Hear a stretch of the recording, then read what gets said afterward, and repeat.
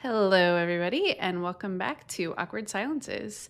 Today we're here with Marieke McCloskey, who is the Director of Research at LinkedIn. Really excited to have you here to talk about some of the different ways you've been a researcher throughout your career that might be applicable to lots of folks listening. So we're excited to go on this journey with you. Thanks for being here. Thank you. I'm so excited to be here. We've got JH here too. Yeah, I've had a version of this conversation with a lot of product folks over the years about like where it's good to do product work and the different environments you can be in, and but I've never thought about it from the user research side. So excited to hear your thoughts. Awesome. So we're going to get into a lot of detail on sort of the different ways you've worked as a researcher, but we don't always like to start this way, but I think for this episode, it makes a lot of sense, which is tell us how you got into UX research in the first place. Yeah, I love asking UX researchers this question too, because it's still one of those careers that people come at from so many different angles. I'm one, not alone, of people who thought they'd be an academic and do academic research and realized that wasn't really the right place for me.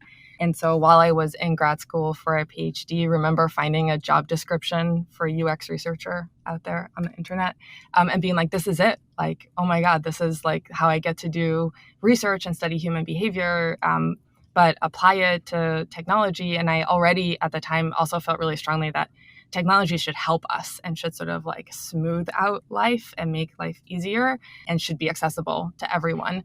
And this was back in 2008. So I have been a UX researcher for well over a decade. Mm-hmm. And then kind of had like a fun path, sort of like doing consulting for a while. I started out at the Nielsen Group, also training. And so like early on in my career started both like helping companies with consulting, but then also figuring out how to teach this. And I've carried that throughout my career and love that aspect of it.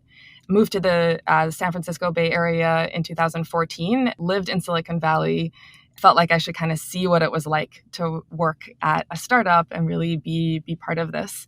So worked at two different startups in really different capacities that I'm sure we'll get into, first at user testing and then at a much smaller HR tech startup, Humu.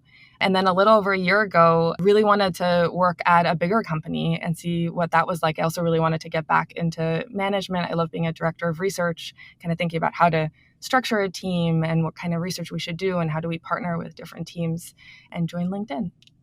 Amazing. So just to play that back, you've had some consulting experience, some smaller startup experience, some bigger company experience. I'd imagine those are kind of like hard opportunities to compare and like probably pretty different experiences. What are some of the things that stand out to you as you kind of think about the, compare and contrast across those in terms of, maybe what you like best in those different environments? Yeah, absolutely. Yeah, I thought a lot about this too. And the other aspect there too is like my role as a manager or not, and where was I in IC? Where was I a manager? But even then, sort of still understanding where I understand what the role of an IC researcher is. I think one of the things I've thought a lot about is the like breadth of work that you work on and the sort of range of things you notice. And I really love that about consulting and starting out in consulting is like getting to work with lots of different companies and lots of different industries, lots of different functions too, like who's hiring a company to do the research like for them or with them was really, really interesting, like exposure and helped me kind of realize what I like, what I'm interested in, working with financial services and healthcare. And even at user testing, when I joined that as a startup, got the feeling of what it's like to work at a startup. But I was actually, my first role there was leading the professional services team, which is a sort of like internal consulting arm. And still got that, like the breadth of, there's all these companies are doing such interesting work. It really helped me realize what I am passionate about. And I really love that. So maybe just to ask, should everyone start their UXR career at a consultancy, or do you think that was just fortunate for you? Or I'm curious, how do you kind of play that back to people when they ask for advice on these types of topics?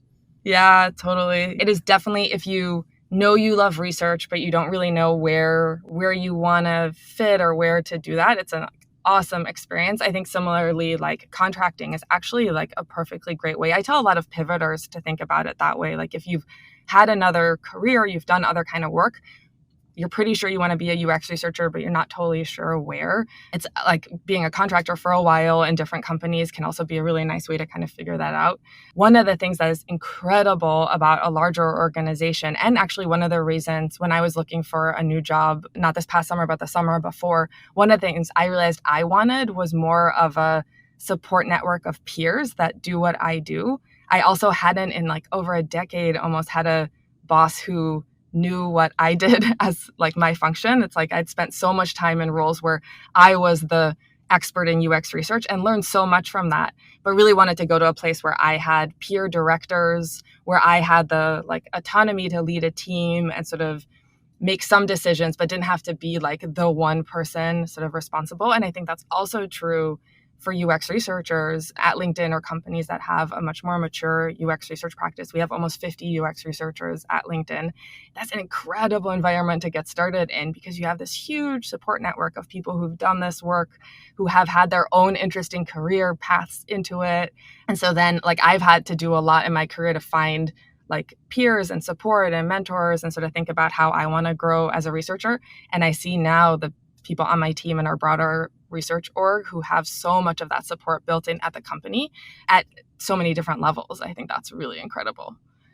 And so some of that's a little bit like when I talk to people starting out and kind of thinking about it, it's like really also like how you like to learn, how much structure you find helpful. Like there's a lot more structure built into like even a career path, right? Like we've sort of done this for so many years at LinkedIn. There's like structure built in, there's processes, there's whole L&D programs. There's just a lot of help there. If you kind of like more learning on the fly, kind of figuring it out yourself, like there's some freedom and flexibility in that. So a lot of it can be is also like a personal decision. Yeah, for sure. And folks now talk about, right, like jungle gyms versus career ladders, whatever you want to call it. The point being, it's not linear, right? Yeah. And I think, it's always good to have some sense of where maybe you're trying to get, but of course the world's rapidly changing. And so as you're saying, what makes sense as a next step is a pretty good next step. And so you're saying, contracting or an agency sort of arrangement can be a really good option if you're sort of new to UX research. That might be a good way to figure out if you want to go in-house, what direction you might want to go. Yeah. And one of the things that's incredible about a larger company, and this is actually probably true, I know this is true for some agencies too, where the like ability to specialize. So my second role at user testing, I started the internal research team. Until then, we had sort of leveraged our consultants also to do research on the product, but didn't have an embedded research team.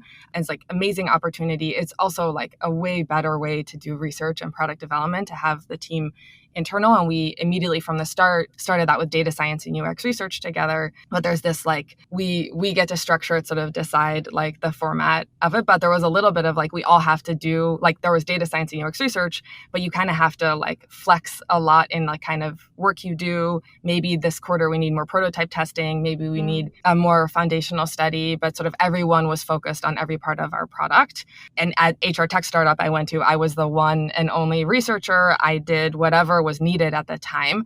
I love kind of then picking like what's the highest priority thing and doing that work, but it doesn't allow for like a specialty, like, oh, I'm going to be our expert on this audience, or I'm going to be our expert in this methodology, or I want to be like a researcher focused on accessibility. What's possible at like some consulting companies and definitely larger companies is you can say like, I want to be just a quantitative researcher, or I want to be our dedicated specialist in an audience, in a methodology, in like a partnership. And that's incredible to see. Like I see, and then what comes with that also is I see career path into leadership. And something I really, really value is hard to get at smaller companies where like as a leader that tends to come with people management. And this is true like outside of UX research too. And I'm sure JH talking to product people about this too. It's the like, how do you can become like a lead and an expert and someone who like whose input is needed in meetings. And we tend to include our principal, like researchers, designers, like anyone at the principal level in a lot of the leadership meetings. And their input and value is incredible, but they're not people managers. And I think that opportunity for some people is like the perfect career path. Yeah. How do you think about people's like individual like learning styles or things like that and how it fits in here? I can imagine if you're starting out going into a bigger company where there's going to be more structure, more support resources, probably a clearer career path. I'd imagine certain personalities might almost gravitate towards that. Whereas in a smaller kind of startup, it's going to be a little bit of like, hope you like figuring things out as you go and be willing to make some mistakes. And have you seen any patterns there of like the type of person that maybe should, shy towards one of those or the other? I wish it was like more clear. Some of it's also you can kind of make it work. I'm like really big on like job crafting and sort of finding in any role like what works for you. We have some incredibly creative people on the team. And one of the things I actually try also when we have new researchers start on the team at LinkedIn is the like, don't just assume it has to go this way just because that's what you see and the patterns you see. I think that is actually like sometimes to a fault when there's like so much process. It's like, oh, it seems like it always has to be this way. And I love some of that like more creativity and let's like figure it out. What I have noticed though is that people can get really overwhelmed in a startup or any team or structure, any team that doesn't have much structure. Because we also have, any company has maybe like new teams that are forming and it's like not totally clear who's responsible for what. And I like can tell that some people just get overwhelmed. Like if you haven't really learned how to set your own boundaries of like, this is how I work, when I work best, how much I can work. And so it's really more so like knowing your own limitations and then like, oh, I work better when it's like really clearly defined responsibilities. And I have maybe like, I know within where I have creativity to sort of like play with maybe the method or timeline or how we do the like share out of findings, like some of that. I think in a team where maybe you don't have like a manager who has your function, like that can be really hard starting out as a researcher. You have to be like really disciplined to like go find the mentorship and support, and you have to like be okay with like things will go wrong. Things go wrong everywhere. Are you someone who would benefit from having like a manager help you through that, or do you like to kind of figure that out yourself? Yeah, as you're talking through some of these examples, I'm thinking some of the situation you're going to enter in a new job is going to be relative to, right? Is this a small startup, a large startup? The sort of archetype of the company or the organization you're joining. Others are going to be very specific to this company right now, right? Like how have they decided to organize research within this type of company? And so I'm wondering if you have any tips or thoughts on ways folks might sort of triangulate those things or probe in a job interview to figure out, really what kind of situation am I entering and how does that align or not align with some of the things I think I might be looking for?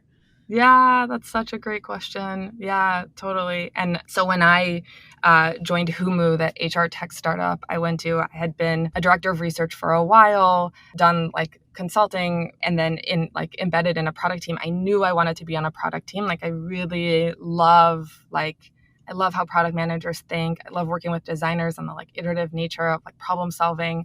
Joining Humu, they were 30 people at the time and they were looking for a UX researcher. And to me, that was like, what's going on at this company? Like, how can this 30-person company want a researcher now? Like, that must be a really special place. And I'd been following the startup for a while and knew that I was like intrigued by what they were building, but then was like, oh, something culturally is interesting, right? Because like a lot of companies don't think about this. And I was really grounded and they were like they so passionate about the mission of the company, but not really grounded in like who are the people we're serving. And one of the first things I did coming into the company too was like reframe the way people were thinking internally about the product was very much from the company's perspective. Like what are our touch points with our customers and the end users, B2B software. And one of the things that I did was just reframe it to think about the user and like, what is it that they're experiencing? What is it like for them when they hear from Humu? How long between them sort of thinking about the company? And so there was so much, the first thing I did was a journey map and not I didn't touch the product for a while. And that's like totally not what you would maybe think of as a user researcher coming in. It's like, oh, you probably maybe start out just like some prototype testing, maybe like an evaluative study of the product. But it was a much more like really what was needed at the company was like together with a designer that was there, like how do we make this a human-centered company? And that was such a fun challenge and like an incredible opportunity. That is like typically part of what a UX researcher maybe does at a company. The other one is kind of what I was alluding to and thinking about what company I wanted to go to was the like how accepted or mature is a UX practice, like how open is product to doing like real discovery research, like where do ideas come from? That's one of my favorite questions. Like where do ideas come from? Who has that? I think every UX researcher out there knows that part of their job is going to be advocating for research, advocating for users. People make decisions all day every day. And part of our job is to sort of help steer that and help people like increase their confidence in those decisions. But we slow down the process of just going and doing. And so I definitely encourage like anyone always in thinking about what company to go to is just like, what is that state? Like, what is the company like today? And then not to only go to companies where things are great, where it's like, oh yeah, like user research is like super valued. I mean, that's incredible and it's what we're striving towards. But some of that challenge is also fun. Like I love like trying, like really, really love convincing product managers of the value of user research. And that's one of the benefits I've had at the two startups I was at. User research was actually like parallel leadership to product design and product management. And so not reporting within design or within product, which also happens, but at the same level, which we really needed at both companies to sort of say, like, we're still trying to find product market fit. We're like, where are we headed? And it was really equal, like discovery research, design research. And I love that setup. It allowed me a lot of like autonomy and freedom. Not to say that you can't at a startup also report into design. A lot of times for like people management reasons, that can be really nice, especially if you're like really starting out. And so they're all like considerations that sort of like do have a subtle impact on like the work you end up doing. And it's good to kind of know coming in, like if you know you're going to be reporting to a design manager, what is the relationship going to be like with product? And at LinkedIn, user research reports into design. We're part of the design org, but very much also a partner to product management. So there's a lot of signal here you're picking up on of like, is this a good environment for me to join? You've done this a couple times. Researchers are good at asking questions. Like the reporting lines and stuff like that are more kind of factual. So you can just kind of get that probably in a direct way. But I'd imagine a lot of times how you like probe or ask for signal on these things as you're considering opportunities is really important. Because if you ask it one way, they're probably just going to tell you what you want to hear. If you ask it another way, you might get do you have any like favorite interview questions or things that you like to poke on as you're considering opportunities to see if it's a good fit for you? Yeah, I notice who's interviewing me. So like who's on the panel, and we'll ask to talk to people if they're not there. And then I love this question of where ideas come from. Like how do you, like, where is the latest feature that came up? Like, where does that come from? And again, not because there's like one right answer, but you kind of know what challenges you're going to face, right? If it's like a lot of ideas come from like product managers, like who knows there's like a lot of ideas that come out of what they're thinking of. Customer success can be another one where it's like, oh, we like hear from customers directly and they tell us what they want. That's another signal on the like, oh, that's like great, we're listening. Maybe there's an opportunity there to like dig more into why they're asking for those features and not just taking it at face value. If it's coming from research, that's also incredible, right? It's like, oh, we're doing research, we're identifying opportunities, we're then prioritizing those opportunities with market research, maybe BizOps is involved. And so, yeah, that is definitely by far my favorite question. So an idea is really like a feature idea. It's something we're going to, like a product feature idea, direction. Build. Yeah, direction for the product. Yeah. Because, I think like you could also go to like a question. Where do the questions come from? And do the questions follow the ideas, or do the ideas follow the questions? Sort of what you were saying with, do ideas come from research, or are ideas validated by research? Is there a right answer to that question? Where do ideas come from, or something you're looking to hear? No, I'm really just looking to find out, like every company and job has a challenge. And actually as a researcher, I kind of like that, right? Like we're here to kind of dig in and find the problems. And some of it's like research. There's like always some like organizational research component to being a user researcher. There's the like research and the product and the users, and like how do we make this product easier to use? How do we find the right, like some of it's like finding the right market for the product, but some of it's also like the organizational research on the like, hey, where do we fit in best, and how do we organize ourselves? How do we like balance doing like research on the solution versus research on the problem? And so I love that component. So I'm not looking for like one specific answer. Some of it's just like what I feel ready to tackle at the time, what challenges I'm looking for like in the job.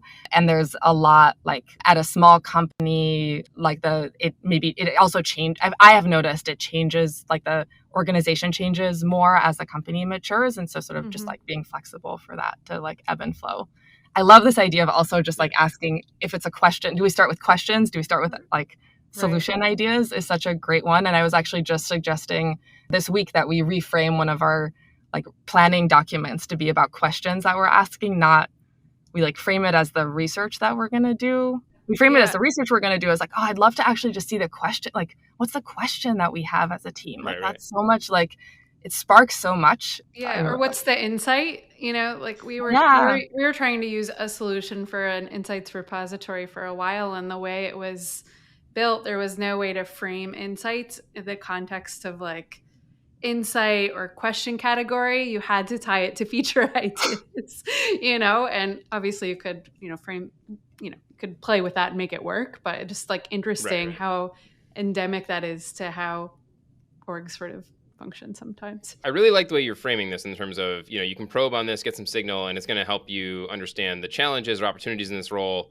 And you kind of map that against your own interests. Is this the type of challenge or thing I'm interested in taking on right now? We always joke when we interview product folks, it's always like you ask them a question, you always just get like, it depends back, which is a little bit of what you're saying here. Is there stuff though that is like a brighter line for you? Like if you pick up on certain signals or certain responses, you're like, oh, that's actually maybe for a small company, kind of like a red flag. Like they are thinking of research as something just to check the box. Are there anything like that people should be on the lookout for?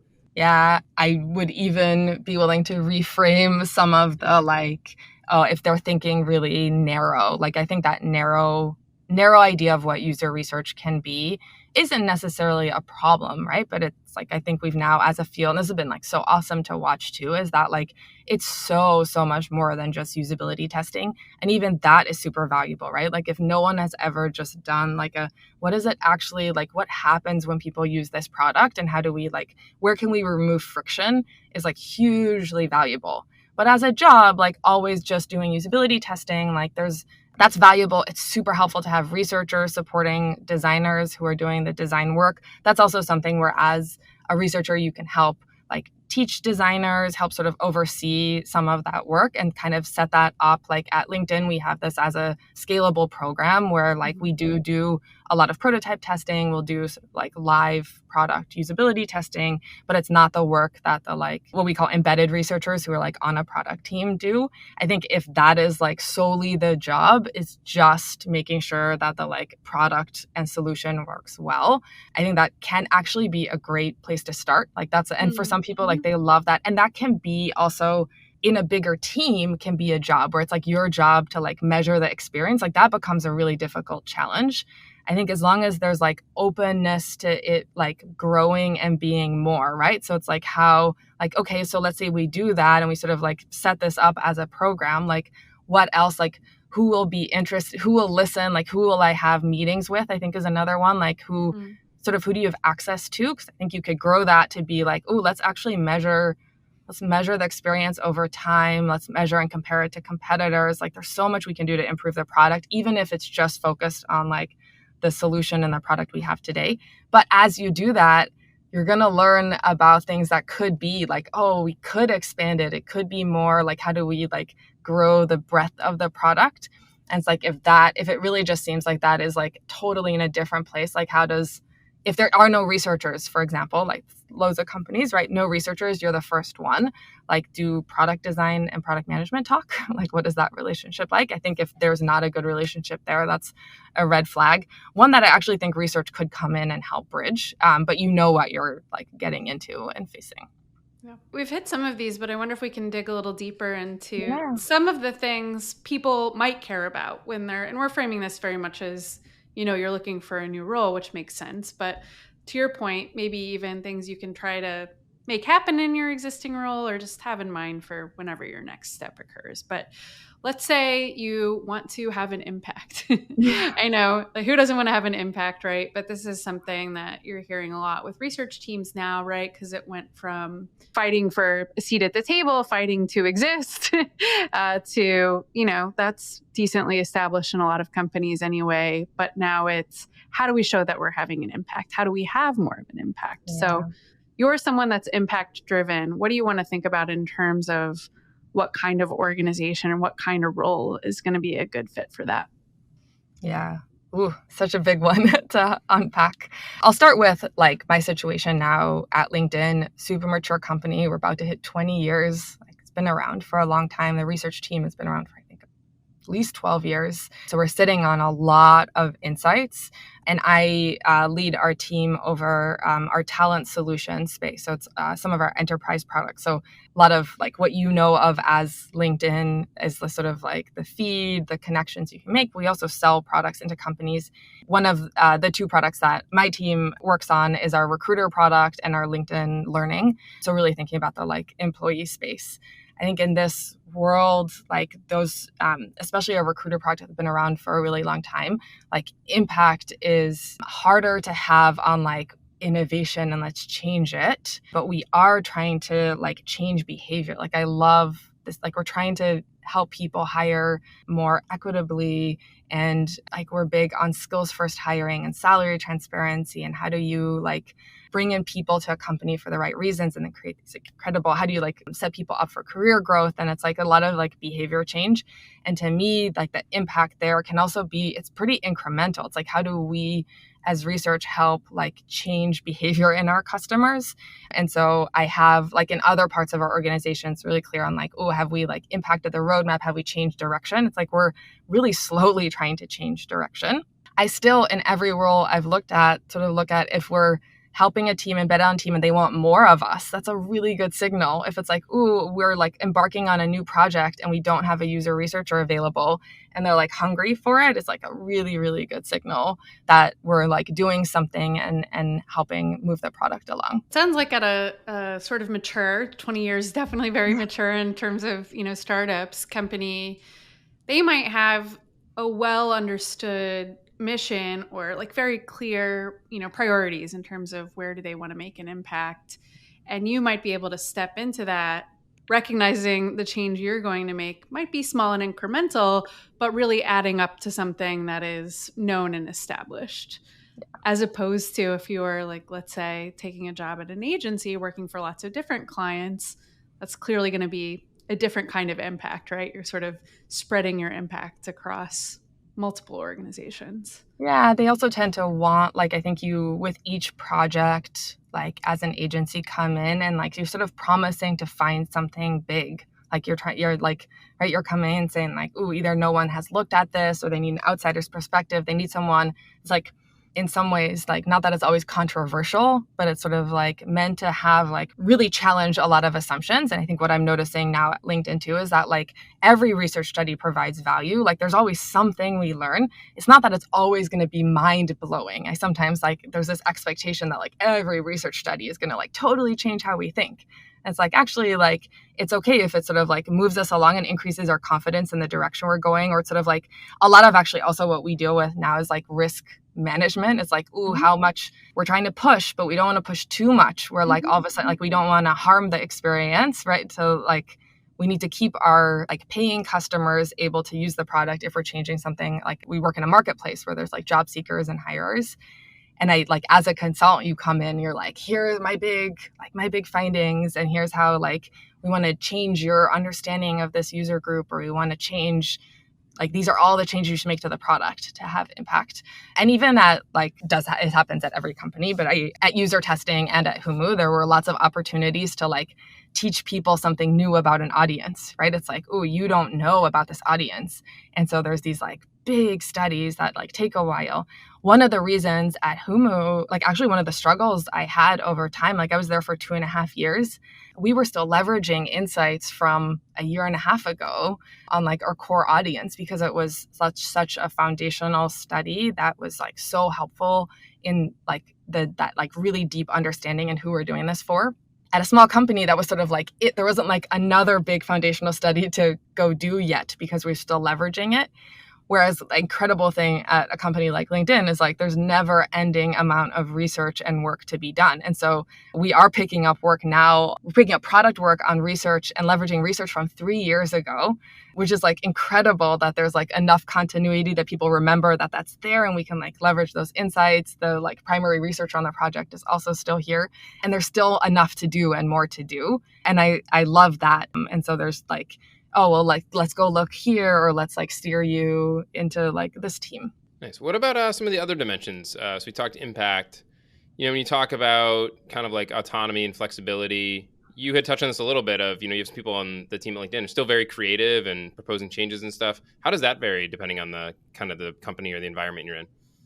Yeah, there's what does researcher do question, and then how you do it. The how you do it, I love that there's still flexibility. And I've also pushed the team to sort of play with different ideas, do things a certain way. One of the things I noticed that the pandemic had a big impact. I joined, I'll say at the tail end of the pandemic, although we're still working from home, it still had an impact, but sort of coming out of the worst of it. But people had gotten sort of comfortable with a routine, right? They sort of gotten really comfortable and they're oh, here's how we do it. Some of it was a coping mechanism, right? It's this is how we do research. And we'd gone the team had gotten really comfortable to just doing one-on-one interviews. Here's how we write the project plan. Here's how we conduct the research. Here's how we share it out. It's either a top line doc or a presentation, and sort of infusing some of this, it doesn't have, no one's telling us it has to be this way. There's no one, but it can feel that way sometimes at a big company. And I think that's a good reminder. And I have to say that I think that my experience at a startup and consulting for that matter have brought some of that, look around, no, there's no one, I'm telling you, there's no one that's requiring us to do it a certain way. It's I think we have some standards, obviously, we have rules on how we treat participants respectfully. There's some guidelines, also agreements with legal and how we contact customers and stuff like that. We shouldn't cut corners, but in how you share the findings out or how long it takes to maybe do a share out at the end of the quarter to make sure that everyone has the findings that they need that we promise them, but you then take some time early the next quarter to do something more interesting and different. And so what people have come up with is great. We now lean really heavily on user journeys. People have also done really awesome, a researcher on another team did a podcast share out of their findings. And you can tell that people get oh, whoa, that's different. And they sort of listen to that. And I love that. And we need some of that creativity a little bit. It also makes the job kind of fun. It's oh, let me change how we do. I love the product design research collaboration too of let's develop a framework for how we think about this. Is a really good partnership. I have to say at startups, especially when it was me as the only one or me starting a team without a boss who's deciding has done this before or has that research expertise, maybe they've led it, so much opportunity to craft here's how I want us to be seen as a research team. I want us to be equal partners to product and design, coming in pretty strong on that. I also believe that some democratization of research is healthy. Let's bring I love when product managers talk directly to customers. It helps build some of that empathy. It's let me help you do that in a way that you'll learn new things and that make sure that the questions aren't biased when you ask them. And so I loved having that freedom to kind of shape also what my day-to-day looks like a lot and what the team gets to work on. Just to play this back a little, because I think what I'm hearing is there's opportunity for some autonomy and flexibility and changing things in any environment. It sounds like in a larger company, there's probably gonna have to be a little bit more intention or change management that comes with that. Whereas in a smaller company, you might just be forced to invent it from scratch because we don't have a thing. And so you just make it and it doesn't require that kind of overhead of getting people from A to B. Is that a fair way to play that back? Yeah, totally. If I decided, so at user testing, we decided it was going to be data science and UX research together, partly because I was friends with a data scientist and I brought him to user testing. And I was you're asking similar questions, you're answering similar questions that I am and want to. And I think that where the team is at and our understanding of what's happening in the product and where the opportunities are, it's I really think we can partner together. And that was just let's go do it. Let's go try it, right? Let's go see, there wasn't and I've try to find those relationships at LinkedIn, but it's totally different teams in different places. And I'm not at all suggesting we combine those teams because there's so much else that each team does. But even just forming those relationships, that's why it's we can't just go do it. We need to go figure out oh, how do you prioritize your projects? How do we prioritize projects even just to work together? Or another example at LinkedIn is that over time, the team has gone really, really, and it's, incredible. I have heard about the evolution in history, but we'd primarily qualitative researchers on the team at LinkedIn. Sort of over time, those were the questions that were being asked and the insights that were needed, but wanting the team to really be mixed methods now. And that was an intentional decision. You can't just you can't really just go hire mixed methods researchers and hope that they figure out something to do. Like, we have to be intentional and like, oh, what does that change about the work we do and the questions that are being asked? And so some of that, like at a startup, I would have probably just like hired a quantitative researcher and been like, let's go figure it out together. It's kind of like a fun challenge and wanting to make sure that someone is like set up for success, right? Like that they have the career path works for them and that there's enough work to do and like more consideration that I all think is like good and what we should do. There's a meta narrative almost in what you've been saying too, where you've been able to kind of try different ways of partnering with others in the organization and work, not necessarily because they're the right way, but you've learned over time in your career these different things that might work for you or work in different organizations, which is another way to think about this, right? Is not these kinds of organizations are set and they work this way, but playing with your own experience as a user researcher in these organizations. So as you move along in your career, you can sort of make the world the way you want it to be from a user research perspective as well. That's making me think of another observation I've had now being at a big company, and is how specialized user research like has to be in some way. So like I talked a little bit about the like amazing opportunity for like a researcher to specialize, but the function too. Like I had until now, and even as a consultant to some extent, you're like doing more than just a researcher's job, because there's so much like stakeholder management, program management, project management. There's like even some like, depending on your skill set, some like UX design, maybe it's not my strength, but I had colleagues at the Nielsen Norman Group who could do some of the like wireframing, right? It's sort of like, hey, here's how we like envision this could look like, or like product recommendations. And so you kind of flex into other roles. And I also like have loved that at startups. Like there's just so much like sort of dabbling a little bit into like product analytics and creating dashboards. It's like, I can't really do this research if I can't see how much this thing is used, or like, I just need a sense of like, what's the funnel look like for this product area, to just get a sense of what we're getting ourselves into. At LinkedIn, like there's a team for all of this. There's a team for everything, right? There's a team for all these things, and it allows us to like do the work incredibly well, but it is also like, oh wait, this is what user research does. And there's these teams. So it's like where I've maybe been used to sort of like flexing into these spaces, being careful to not just go do it, finding those people and then finding ways to like, oh, how do we like then partner on it? And like everyone has more work than they can do. So I've like not run, and everyone's like super collaborative. So it's like worked out well, but it's been an interesting observation. And I can tell that like I for myself like doing like a couple different jobs in one. And that's another consideration where it's like, oh wait, like you could actually be like, if you like doing market research and UX research, like there are teams that actually have them combined. So that could be a really good fit. Or being in a place where it's like, ooh, maybe they don't have market research yet, and you actually get the opportunity to do a little bit of both. Right. So we've talked about, these many different jobs, different types that you've had. And I was wondering if to try to summarize a little bit, if we could kind of superlative each of them, and I think the buckets I had in my head were sort of consultant, in-house, small startup, in-house, big startup, but maybe you would categorize them a bit differently. But what is the sort of best, worst if you want to, but certainly, the best thing about each of these types for folks, considering their moves? I love thinking about the best because there's so much good in all of them. Consulting for sure is the breadth of who you get to work with, the different industries, different teams, really getting to like apply sort of the same way of thinking and methodology to all these different environments, which is both fun for variety in your day-to-day. And if you're trying to figure out maybe where you fit and what like really lights you up, like a startup for the being able, like what I was just talking about, being able to kind of like flex into different functions. So like what user research is less defined. And so there's an opportunity to really shape like what kind of research you do, what the like role of the research team is.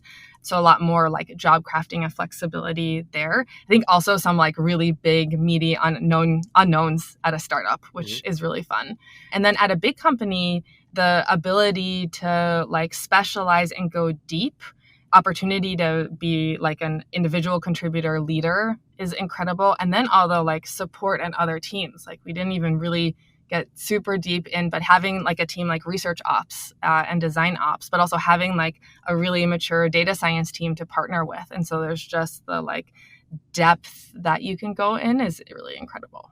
And support structure that comes with that. On the first one, you mentioned the breadth and like the variety and that just being interesting and fun and all that. Yeah. Did it help you at all like get more confidence in like frameworks or pattern matching of like, oh, this type of approach or this type of thing works in all sorts of companies and all sorts of industries. I'm really going to put this in my toolkit versus this only worked when we were doing that like automotive research. I don't think it works on this other stuff or whatever it may be. It's been a long time. And now I'm like reflecting on like, what do I still do from my consulting days? Like, it made me actually really, really comfortable making recommendations. Because I think, and what I've learned coming into teams that already existed, the sort of like hesitation sometimes as researchers to come in with a point of view. And that does work everywhere. And some of that is like maybe less about like industry and more the coming in and like they're expecting you to be an expert. And that is like really helpful. What I realized consulting, what I really like is I actually, and have now carried that through in my career, realized I love the employee experience and the like culture at a company. So like I went in and did all this research in different industries thinking I would find like an industry that maybe I liked. And what I realized is that I like the team dynamics and what it says about the company and what the employee experience is. And I did one really large study on different intranets, which then really got deep on the like company culture. I was like, and one of the interesting things there was that you can still do like user research still makes sense, right? Because it's like also still there's digital experience components to that, and that it doesn't really matter if it's like an app that like chefs use or like the intranet that they log into to find their benefits. Yep. And then one last thing I was just curious to poke on while we have you is how do you think about like the network benefits that come out of working at a bigger company? So like if you're a junior UXR and to your point, you have 50 peers and managers and this and that, and you go forward 3 or 5 years, those people all work at different companies. They know you, they think highly of you. And that, at least for me, I started in a bigger company. That opened a lot of doors and opportunities. Yeah. And how do you think about that part of it?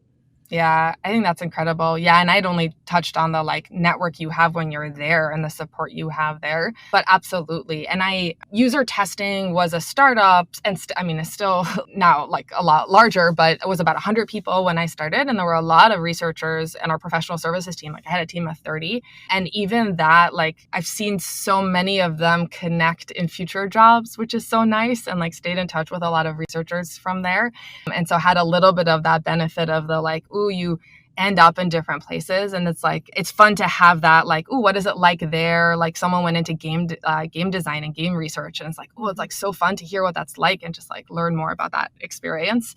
Hugely valuable. I have to say you can get that. There's so many great research communities out there. And so like, if you're like, but I really want to I like being the only one and I want to sort of like fight for this and try this, and you're like alone, like there's amazing like Slack communities and groups, and like you can find that elsewhere and sort of like build that community. Could you plug a couple for us for anyone looking for a community to join?